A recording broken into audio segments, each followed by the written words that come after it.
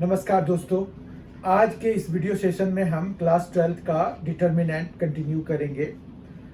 Class 12th का determinant का एक वीडियो ऑलरेडी आ चुका है, जिसमें कि हमने डिटर्मिनेंट के बारे में जाना कि डिटर्मिनेंट क्या होता है। फिर हमने ऑर्डर 1, ऑर्डर 2 और ऑर्डर 3 के डिटर्मिनेंट को इवैल्यूएट करना सीखा। आपको जानकारी मिली कि किसी भी स्क्वायर मैट्रिक्स का हम डिटर्मिनेंट बना सकते हैं और सिर्फ स्क्वायर मैट्रिसेस का ही डिटर्मिनेंट बनता है, वो हमने किया। उसके बाद हमने माइनर्स सीखा, कोफैक्टर्स सीखा, एरिया ऑफ ट्रायंगल कैसे निकालते हैं using determinant, equation of line कैसे बनाते हैं using determinant, and how we show 3 points collinear using determinant. ये हमने लास्ट सेशन में सीखा था। अगर आपने अभी तक उस वीडियो को नहीं देखा है तो आप जो है उसको जरूर देखें। आज के इस सेशन में हम जो करेंगे वो है adjoint of a square matrix और फिर inverse of a square matrix. तो ऑब्वियस सी बात है, दोनों ही स्क्वायर मैट्रिसेस से रिलेटेड हैं। पहली बात तो ये है। एडजॉइंट क्या होता है वो हम पहले देखेंगे और उसके बाद हम inverse of a square matrix पे आएंगे। Adjoint of a square matrix के बाद हम एक बहुत इंपॉर्टेंट थ्योरम करेंगे और फिर वहां से हम इवॉल्व करेंगे इनवर्स हम कैसे निकालते हैं किसी भी स्क्वायर मैट्रिक्स का। ये आपका जो है टर्म 1 के सिलेबस को कवर करेगा। टर्म 1 में रिमेंबर आपको सिर्फ एमसीक्यूज पूछे जाएंगे, तो आपको एमसीक्यूज मतलब ऑब्जेक्टिव क्वेश्चंस के पॉइंट ऑफ व्यू से तैयारी करनी है। आपको अच्छे से तैयारी करनी है, बहुत ध्यान से चीजों को सुनना है, देखना है, ताकि जो क्वेश्चन अगर उससे रेज किया जाए एमसीक्यू बना करके तो वो आप आराम से सॉल्व कर पाए। आइए आज के सेशन की शुरुआत करते हैं। हमें पहला जो देखना है आज के सेशन में वो है adjoint of a square matrix. तो एडजॉइंट हो या इनवर्स हो, हमें किसका होता है? स्क्वायर मैट्रिक्स का होता है। ठीक है, इवन हमने देखा कि डिटर्मिनेंट भी हमारा स्क्वायर मैट्रिक्स का ही होता है। तो हम जो है यहाँ पर एडजॉइंट में बेसिकली करते क्या है, देखिए आपने कोफैक्टर्स निकाले हैं। तो कोफैक्टर्स जब हम निकालते हैं तो हमारे पास जो है कोफैक्टर मैट्रिक्स का, अगर हम कोफैक्टर्स का एक मैट्रिक्स बना दें, कोफैक्टर्स का मैट्रिक्स बना दें और उसका ट्रांसपोज जब लेंगे तो वो एडजॉइंट हो जाएगा। ठीक है, मतलब adjoint of a matrix A will be, adjoint of a matrix A will be what? यहां पर अगर 2 by 2 है तो A11, A12, A21, A22। Remember यहां पर जो है हम कैपिटल A11 या कैपिटल A12, A21 और A22 से cofactor of element A11, A12, A21 and A22 को रिप्रेजेंट करते हैं।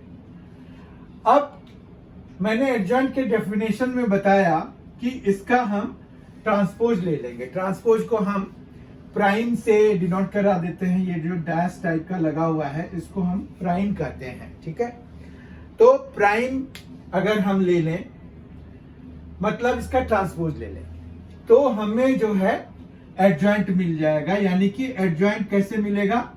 A11 तो अपने ही पोजीशन पे रहेगा, क्योंकि हमें फर्स्ट रो को फर्स्ट कॉलम के अलोंग लिखना होता है। तो A11 और A12 अब हमारे पहले कॉलम में, फिर A21 और A22 इधर आ जाएगा। इस तरह से हमें एक एडजॉइंट मिलेगा किसी भी स्क्वायर मैट्रिक्स का। तो अब सवाल है कि क्या हम हर एक मैट्रिक्स, हर एक स्क्वायर मैट्रिक्स का एडजॉइंट निकाल सकते हैं तो बिल्कुल निकाल सकते हैं। इसमें ऐसा कोई कंडीशन नहीं है। जब हम आगे के सेक्शन में देखेंगे कि हमारे पास इनवर्स एग्जिस्ट करने के लिए कुछ कंडीशन होता है, उसको सेटिस्फाई किए बगैर किसी भी स्क्वायर मैट्रिक्स का इनवर्स नहीं होता है, ठीक है। पर एडजॉइंट में ऐसी बात नहीं है। एडजॉइंट हम किसी भी स्क्वायर मैट्रिक्स का निकाल सकते हैं, लेकिन स्क्वायर मैट्रिक्स होना जरूरी है, ठीक है। तो ये हमने कोफैक्टर्स के बेसिस पर इसको डिफाइन किया है और यही हमारे पास एडजॉइंट होता है। एक एग्जांपल से हम देखते हैं कि हम एडजॉइंट कैसे निकालते हैं। एक 2x2 मैट्रिक्स ले लेते हैं और उसका हम एडजॉइंट निकालते हैं, ठीक है।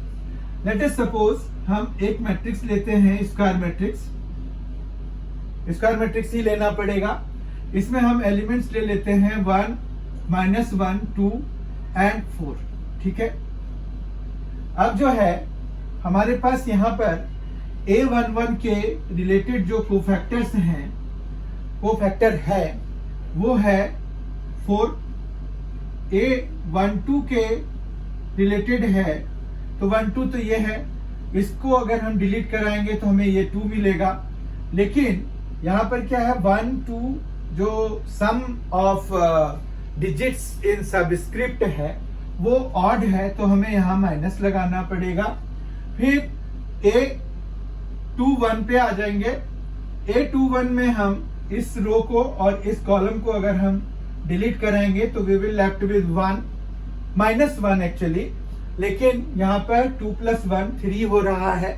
तो आपको बताया गया था कि कोफैक्टर्स में अगर सबस्क्रिप्ट का जो के डिजिट्स का सम अगर ऑड होता है तो उसके जो माइनर है, उसके रिलेटेड जो माइनर है, उसका साइन आपको चेंज करना होता है जब ऑड होता है इनके डिजिट्स का सम। जैसे यहाँ 2 और 1 डिजिट्स हैं तो 2 + 1 3 हो गया जो कि ऑड है। तो अब साइन चेंज करना पड़ेगा।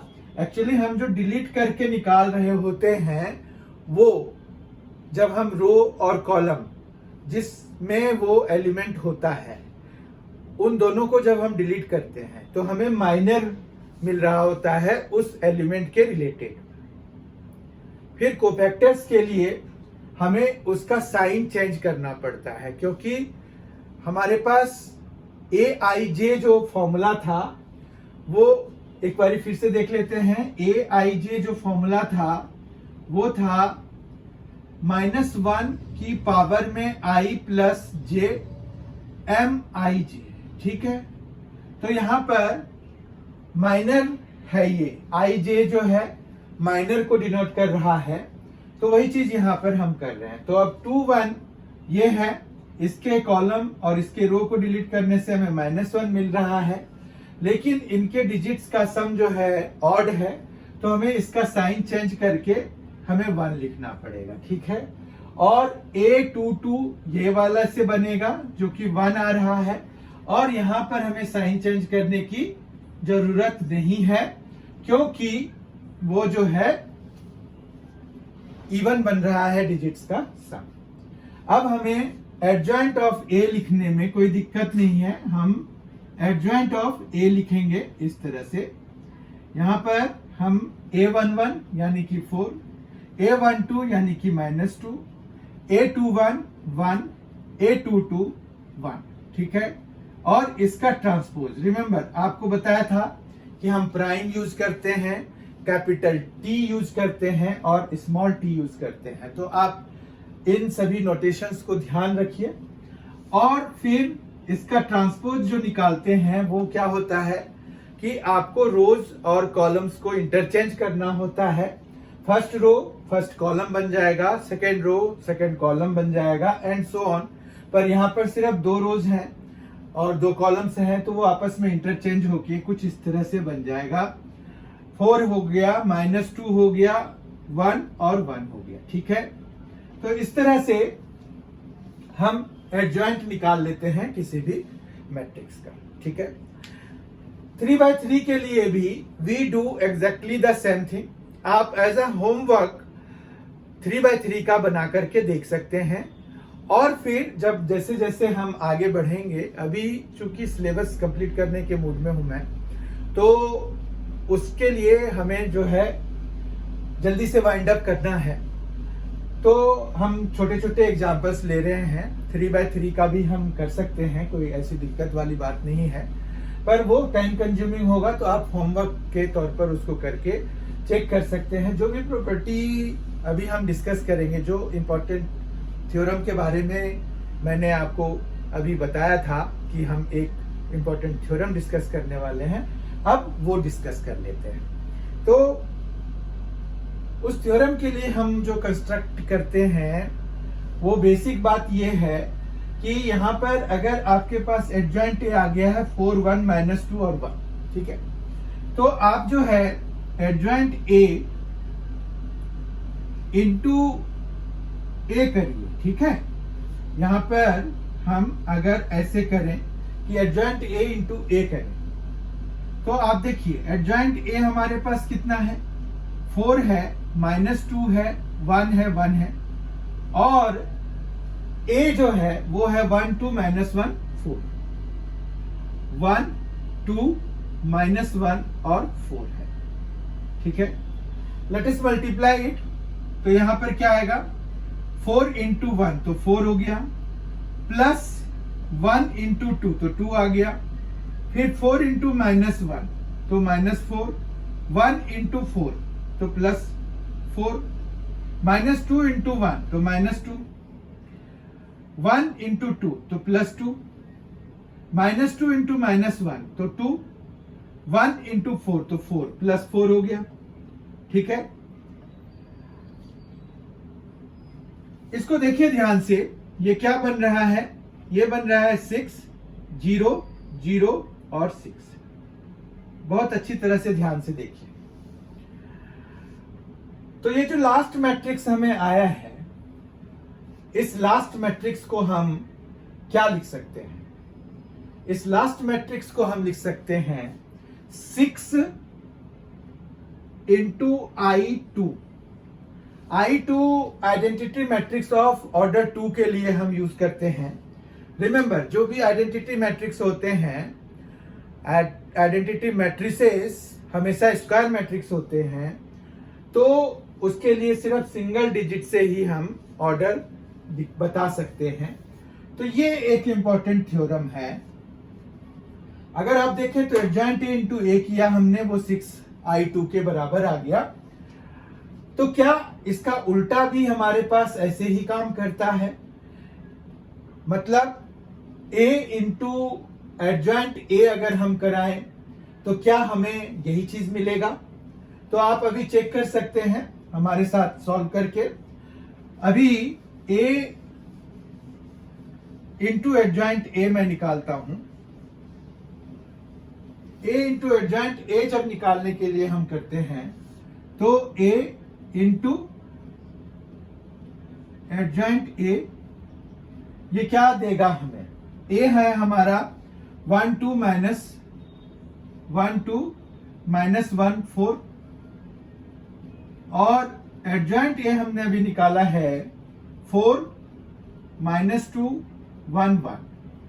अब इनको हम मल्टीप्लाई कराते हैं, तो यहां पर क्या आ रहा है, 1 इंटू 4 4 -1 इंटू -2 तो +2, 1 इंटू 1 -1 इंटू 1 तो -1, 2 इंटू 4 8, 4 इंटू -2 तो -8, 2 इंटू 1 तो 2 एंड +4, ठीक है। अगर आप देखिए तो यहां पर आपको 6 0 0 और 6 मिल रहा है, जिसको कि अगेन हम क्या लिख सकते हैं, 6I2 लिख सकते हैं। तो आप देखिए यहां पर एक बहुत ही इंपॉर्टेंट थ्योरम हमारे पास आ गया कि जब हम एडजॉइंट, किसी भी स्क्वायर मैट्रिक्स का एडजॉइंट निकालें और उसको उसी मैट्रिक्स से जब मल्टीप्लाई कराते हैं, तो वो 6 इंटू I2, मतलब यहां पर 6 इंटू I2 आया है। अभी हम डिस्कस करेंगे कि 6 का क्या सिग्निफिकेंस है इसमें। यहां पर भी 6I2 आया है, 6I2 वो आया है। तो अभी तक तो हमें यह पता चला कि a इंटू एडजॉइंट ए कर लें या एडजॉइंट ए इंटू ए कर लें, दोनों ही केसेस में हमें सेम ही आंसर मिल रहा है, ठीक है। अब जो है ये 6 का हमें सिग्निफिकेंस देखना है, इस वाले 6 का और इस वाले 6 का हमें सिग्निफिकेंस देखना है। कि ये कहां से आ रहा है, क्योंकि हर एक में तो 6 आएगा नहीं। तो आप यहां पर जो है ए मैट्रिक्स देखिए क्या है, 1 2 -1 और 4 है। हम अगर डिटर्मिनेंट निकालते हैं ए का, ए मैट्रिक्स का, तो हम यानी कि 1 2 -1 और 4 का डिटर्मिनेंट निकालेंगे। ठीक है, तो हम जो है निकालिए, आप देखिए क्या निकल रहा है। यहां पर 4 आएगा और -2, तो ये हमें आ रहा है 6, और यही 6 जो है हमारे पास ये है। ठीक है, और ये वाला भी 6 हमारे पास यही है। समझ में आ रही है बात? तो इसका मतलब क्या हुआ कि एक बहुत ही इंपॉर्टेंट थ्योरम हो गया हमारे पास, a into adjoint A is equal to determinant a into I के बराबर होता है। ठीक है, जहां पर i का जो ऑर्डर होगा वो उस मैट्रिक्स, जो मैट्रिक्स हम ले रहे हैं उस मैट्रिक्स के ऑर्डर के सेम होगा, दोनों का ऑर्डर सेम होगा। मतलब आइडेंटिटी मैट्रिक्स अगर हमें लेना है तो आइडेंटिटी मैट्रिक्स भी उसी ऑर्डर का होगा जिस ऑर्डर का हमारे पास मैट्रिक्स है। ठीक है, तो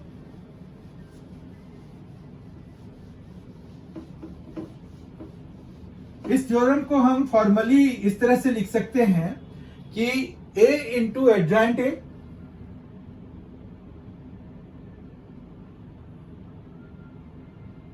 is equal to adjoint A into A is equal to determinant A into I, और ये आई का order same as that of matrix ए।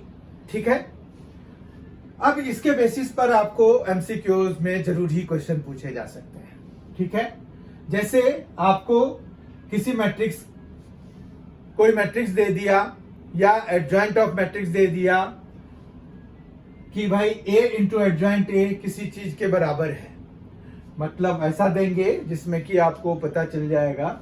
जैसे मान रखिए कि एक क्वेश्चन हम ले लेते हैं कि if adjoint a into a is equal to 9009, ठीक है, ये दिया हुआ है। Then determinant a is equal to what. अब यहां पर जो है ऑप्शंस में आपको दिया हुआ है 0, b दिया हुआ है 2, c दिया हुआ है 9 और d दिया हुआ है 7। तो आपको यहां पर चूज करना है कि कौन सा करेक्ट आंसर होगा। तो आपको अब पता चल गया होगा, क्योंकि हमने अभी डिस्कस किया है कि adjoint a into A is equal to determinant a into I होता है। तो यहां पर अगर आप कॉमन लेंगे तो 9 कॉमन आ रहा है, और फिर जाके आपको आइडेंटिटी मैट्रिक्स मिलेगा। तो यानी कि डिटर्मिनेंट a की वैल्यू क्या होनी चाहिए, 9 होनी चाहिए, और यही हमारा करेक्ट आंसर हो जाएगा। तो इस तरह से एमसीक्यू बनाया जा सकता है, आपको पता चल गया होगा। बहुत सारे एमसीक्यूज बनाए जा सकते हैं, तो ये एक जस्ट एग्जाम्पल था, और बाकी जब एमसीक्यू की जो हमारे पास वीडियो आएगी तो उसमें आपको और भी क्वेश्चंस मिलेंगे। तो हमने adjoint of a square matrix देख लिया, और फिर हमने ये देख लिया कि जो एक थ्योरम है a इंटू एडजॉइंट ए या is equal to adjoint A into A equal to determinant a into I के बराबर होता है। ये बहुत ही इंपॉर्टेंट थ्योरम है, इसके बेसिस पे इस तरह के क्वेश्चंस भी पूछे जा सकते हैं। अब हम आज के दूसरे सेक्शन पे पहुंचते हैं, जहां पर कि हम इनवर्स ऑफ स्क्वायर मैट्रिक्स निकालेंगे। रिमेंबर, हर एक मैट्रिक्स का हम इनवर्स नहीं निकाल सकते, हर एक स्क्वायर मैट्रिक्स का, मतलब हर एक मैट्रिक्स का तो ऐसे नहीं निकाल सकते, हर एक स्क्वायर मैट्रिक्स का भी हम इनवर्स नहीं निकाल सकते हैं। तो हमें जो है इनवर्स निकालने के लिए एक कंडीशन है, वो सेटिस्फाई होना जरूरी है। तो inverse of a square matrix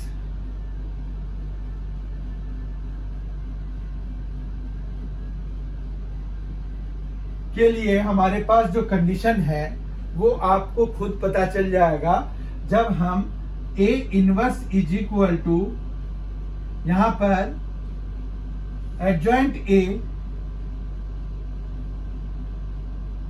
bye determinant A लिखते हैं। अब बताइए आपको कौन सा कंडीशन लग रहा है कि होना चाहिए जिसके लिए ये डिफाइंड होगा। किसी भी जो अगर फ्रैक्शन के फॉर्म में दिया हुआ है जिसमें न्यूमरेटर है डिनोमिनेटर है, उसका डिफाइंड होना मतलब उसका डिनोमिनेटर का नॉन जीरो होना जरूरी है। तो यहां पर क्या है कि ये एग्जिस्ट तभी करेगा जब डिटर्मिनेंट ए जो है वो नॉट इक्वल टू जीरो होगा। जैसे ही अगर ये जीरो हो गया तो ये नॉट डिफाइंड हो जाएगा।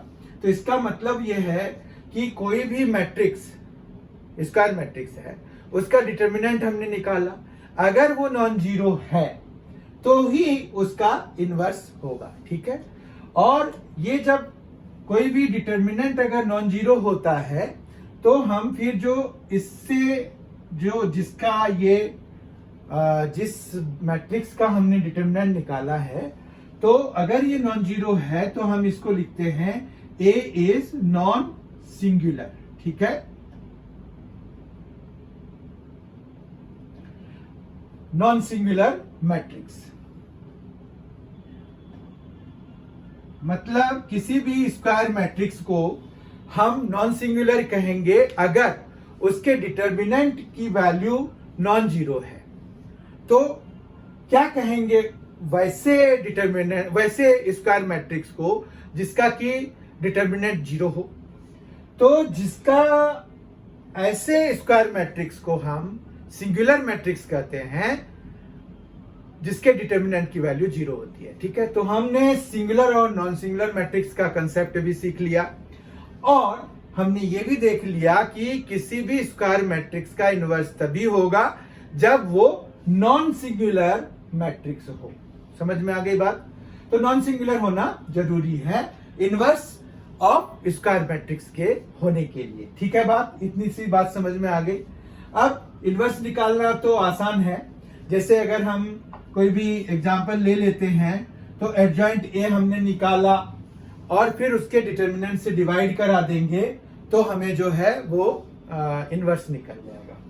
ठीक है, एडजॉइंट ए कैसे निकालते हैं ये अभी हमने पिछले सेक्शन में सीखा।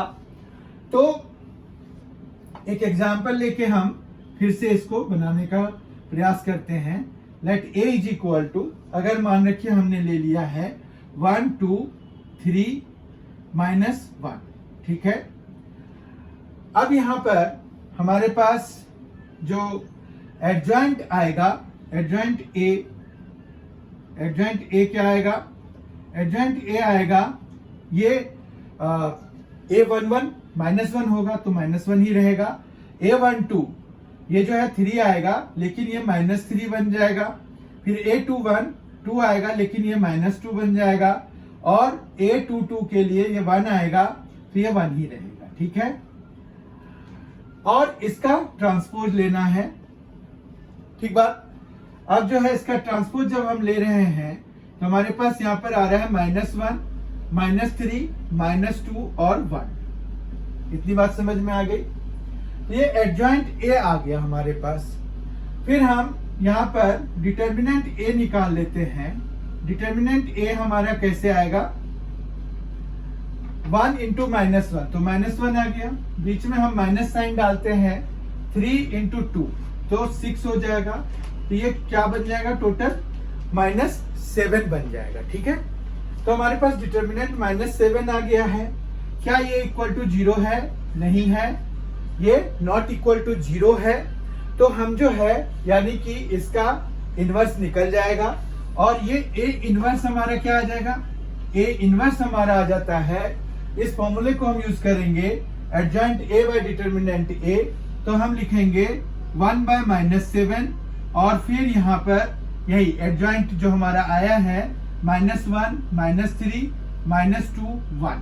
ठीक है, तो ये बेसिकली हमारे पास 1/7 इंटू यहाँ ये माइनस जो है हम अंदर मल्टीप्लाई करा देते हैं क्योंकि वहां पर बहुत सारे माइनस हो गए हैं। तो हम इसको फिर 1 3 2 और 1 लिख सकते हैं, यहां माइनस लगाना पड़ेगा। ठीक है, तो इस तरह से आपको यहां पर ए इनवर्स मिल गया। ठीक है, और ये 7 हम अंदर भी लिख सकते हैं। तो इस तरह से बेसिकली अगर हम देखें तो हम फाइनल आंसर के तौर पर 1/7, 2/7, 3/7 और -1/7 हम ए का इनवर्स लिख सकते हैं। ठीक है, अब देखिए हमने इनवर्स निकाल लिया। हमारा इनवर्स सही है कि नहीं है उसको चेक करने का भी एक तरीका है कि हम अगर जो ए इनवर्स आया है उसको हम ए से मल्टीप्लाई कराएं तो हमें आइडेंटिटी मैट्रिक्स मिल जाएगा। ठीक है बात, तो हम जो है ए इनवर्स और ए को मल्टीप्लाई करा करके देख लेते हैं। मल्टीप्लीकेशन के लिए हम ये वाला फॉर्मेट यूज नहीं करेंगे, हम ये यूज कर लेंगे। ठीक है, तो हम ए इंटू ए इनवर्स करने वाले हैं अभी, तो देखते हैं कि क्या हमें आंसर मिलता है। यहां पर देखते हैं ए इंटू ए इनवर्स, यानी कि ए जो है हमारा यहां पर है 1, 3, 2 -1 और इंटू ए इनवर्स जो है वो है 1/7, 1/7 इंटू 1, 3, 2 और -1। ठीक है, जब हम इनको मल्टीप्लाई कराएंगे तो ये 1/7 को बाहर रख दीजिए, ये वाला। उसके बाद यहां पर 1 इंटू 1 1 आ गया, प्लस 2 इंटू 3 तो 6 आ जाएगा। फिर यहां पर 2 इंटू -2, फिर 3 इंटू या 3 इंटू 1 तो 3 और -1 इंटू 3 तो -3 हो जाएगा, 6 और फिर माइनस प्लस 1। ठीक है, इस तरह से देखिए ये 1/7 इधर क्या आ रहा है 7, 0, 0 और 7। ठीक है, तो अगर आप देखें तो ये क्या आ रहा है 1, 0, 0 और 1 आ रहा है, यानी कि ये क्या है आइडेंटिटी मैट्रिक्स के बराबर आ गया, यानी कि हमारा ये सही है। आप जो है और भी दूसरे तरीके से भी चेक कर सकते हैं, क्योंकि सिर्फ ए इंटू ए इनवर्स आना अगर आई के बराबर आ गया तो ये गारंटी नहीं है कि ये इनवर्स हमारा करेक्ट हो गया। हमें ए इनवर्स इंटू ए भी आई के बराबर आना चाहिए। अगर नहीं आ रहा है तो यानी कि हमारा इनवर्स गलत निकल गया है। तो आप दोनों तरीके से बोथ वेज चेक करते हैं। ठीक है, तो यहाँ पर ये ए इनवर्स हम कैसे गेट करते हैं, आपको एक शॉर्टकट मेथड भी होता है ए इनवर्स निकालने के लिए। ठीक है, ए इनवर्स निकालने के लिए आप क्या करते हैं 2/2 के लिए सिर्फ हम ये यूज कर सकते हैं, 3/3 के लिए ये एप्लीकेबल नहीं है। यहाँ पर ए आप देखिए क्या दिया हुआ है, ए दिया हुआ है 1, 3, 2 -1। ठीक है, तो आप जो है यहाँ पर ए इनवर्स निकालने के लिए क्या करिए कि इन दोनों के पोजीशन को चेंज कर दीजिए, तो -1 और 1 हो जाएगा। पोजीशन को चेंज करना है इन दोनों की, और इन दोनों के साइन को चेंज करना है, -2 और -3 हो जाएगा। ठीक है, ये होने से क्या हुआ कि आपको इसका एडजॉइंट मिल गया। अभी एडजॉइंट मिला है, फिर इसके डिटर्मिनेंट से डिवाइड कराना पड़ेगा। इसके डिटर्मिनेंट की वैल्यू हमने निकाली है -7, तो हम -7 से डिवाइड करा देंगे। आप देखिए ये एग्जैक्ट सेम आ गया, देखिए ये वाली चीज ये सेम आ गया है, ये देखिए और ये देखिए। ठीक है, तो इस तरह से हम शॉर्टकट वे में भी इनवर्स निकाल सकते हैं 2/2 के लिए। ठीक है, तो हमने inverse of a square matrix भी निकाल लिया, और इस पर भी आपको क्वेश्चंस पूछ सकते हैं, जैसे 2/2 का तो बहुत शॉर्टकट मेथड से हम निकाल सकते हैं, या फिर आपको 4 ऑप्शंस दे देंगे, कहेंगे कि भाई inverse of A is this, तो आपको ए बी सी डी में से चूज करना पड़ेगा। तो वो हम मल्टीप्लाई करके देख लेंगे कि आई के बराबर कौन सा आ रहा है, उससे पता चल जाएगा। तो आपको इसमें भी बहुत सारे एमसीक्यूज बन सकते हैं, सिंगुलर नॉन सिंगुलर के बेसिस पर भी बहुत सारे बन सकते हैं। फाइंडिंग द वैल्यू ऑफ के for which inverse of matrix exist, आपको मैट्रिक्स दे देंगे, उसमें कहीं पर के होगा किसी एलिमेंट की जगह पे, तो वो आपको करना पड़ेगा। ठीक है, तो यहाँ पर यही बेसिक बात हो गई कि आपके पास जो है ए इंटू एडजॉइंट ए जो था ना, वो adjoint A into A is equal to determinant A into I के बराबर है। ठीक है, यहीं से हमें ए इनवर्स मिला है। कैसे?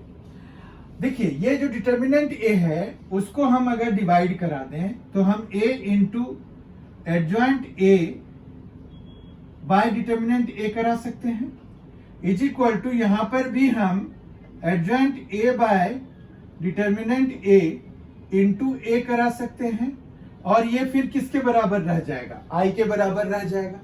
अभी हमने पढ़ा कि कोई भी मैट्रिक्स अगर किसी दूसरे मैट्रिक्स के साथ मल्टीप्लाई होके आइडेंटिटी मैट्रिक्स देता है तो इसका मतलब है कि इसका ये इनवर्स है, ये इनवर्स है इसका, यानी कि ये क्या हो जाएगा? This implies A inverse is equal to क्या आ गया? Adjoint A by determinant A. ठीक है, तो ये कैसे आया ये भी आपको पता चल गया। और इसमें कैसे क्वेश्चंस पूछ सकते हैं ये तो अभी हमने एक सैंपल के तरह देख लिया कि हमें ये पूछ सकते हैं, लेकिन जब हम वो जो ऑब्जेक्टिव टाइप एमसीक्यूज जब हम कर रहे होंगे तो उसमें से आपको आइडिया लगेगा कि हाँ ऐसे ऐसे क्वेश्चंस पूछे जा सकते हैं। ठीक है, आई होप आज के सेशन की सारी चीजें समझ में आ गई होगी। नेक्स्ट टॉपिक जो हमारा लास्ट टॉपिक बचता है डिटर्मिनेंट का, वो है solution of equations using determinant. तो वो हम अब अगले सेशन में करेंगे। बहुत ही जल्द हमारी मुलाकात होगी। फिर से वही रिक्वेस्ट, अगर आपने अभी तक M&C एजुकेशन को सब्सक्राइब नहीं किया है तो कर लीजिए, और बेल आइकन भी प्रेस कर दीजिए, उसमें ऑल ऑप्शंस ओपन रखिए ताकि आपको अपलोडेड वीडियो की जानकारी सबसे पहले मिल जाए, तुरंत मिल जाए, एट दैट मोमेंट मिल जाए, जिस मोमेंट में वो अपलोड किए जाए, या उसका प्रीमियर होने वाला हो तो उसकी जानकारी आपको पहले मिल जाए। Thank you so much for being with us. Thanks a lot. बहुत ही जल्द हमारी मुलाकात होगी।